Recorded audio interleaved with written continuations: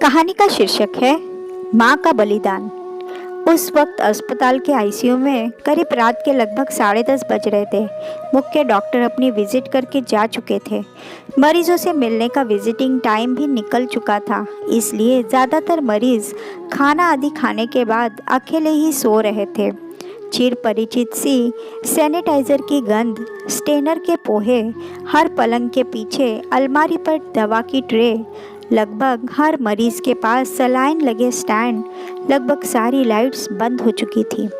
पूरे ICU ward में गहन खामोशी थी, मगर रोहन की माँ सुधा की नाजुक परिस्थिति देखते हुए उस हेड नर्स ने रोहन और उसके पिता को एक साथ सुधा के पास उस वक्त भी जाने की विशेष अनुमति दे दी थी। वेंटिलेटर पर पड़ी सुधा की तबीयत देखते हुए पिताजी ने रोहन के कंधे पर हाथ रखकर कहा, बेटा, पिछले 6 दिन से तेरी माँ वेंटिलेटर पर है, कोई सुधार नहीं दिख रहा। ऊपर से यह रोज़ का 20,000 रुपये का बिल। हम सारी प्रॉपर्टी बेचने को मजबूर हो जाएंगे, मगर फिर भी बिल न चुका पाएंगे।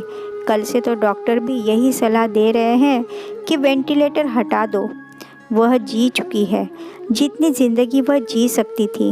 वैसे भी उसे कुछ न पता चलेगा कि वेंटिलेटर हट गया है या नहीं।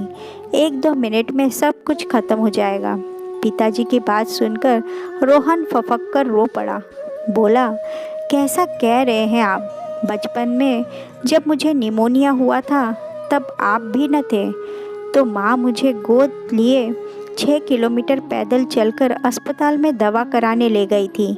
इलाज को पैसे न थे तो शादी में मिली अपनी चूड़ियाँ तक बेचकर उसने मेरा इलाज कराया था। मैं तब ही मर जाता तो कहाँ से जोड़ता यह दौलत।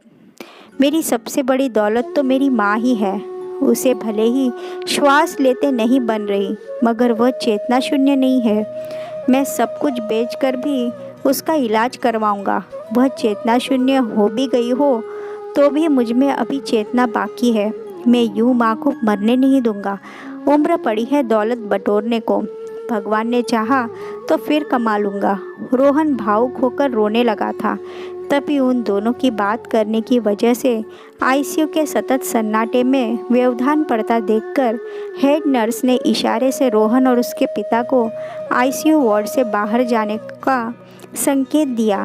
पिताजी और रोहन एक आज्ञाकारी छात्र की तरह उस इशारे को समझते हुए बिना कुछ कहे उस आईसीयू से बाहर चले गए। रोते बिलखते हुए रोहन को देखकर पिताजी को शायद अपनी गलती का एहसास हो चुका था, इसलिए वह उसे संयत करने का प्रयास कर रहे थे। तभी नर्स ने दौड़कर ड्यूटी डॉक्टर को बुलाया। डॉक्टर छाती को ठोककर सुधा को बचाने की अंतिम प्रयास कर रहा था। कार्डियक मॉनिटर पर गिनती पल्स रेट्स 62, 56, 45, 36, 30, 21, 10, 0 चिकित्सकीय रूप से सुधा को मृत घोषित कर रही थी। अब कार्डियक मॉनिटर पर सीधी रेखा सुधा के निधन की ऑफिशियल पुष्टि कर रही थी। डॉक्टर ने रोहन के पिता को सॉरी कहते हुए पूछा कि वेंटिलेटर हटाने के लिए नर्स को किसने कहा था। रोहन के पिता ने चकित होकर हेड नर्स की तरफ देखा और हेड नर्स ने डॉक्टर की तरफ। किसी साजिश के अंदेशे को भांपकर डॉक्टर ने तुरंत ही हेड नर्स से सीसीटीवी रिकॉर्डिंग देखने को कहा।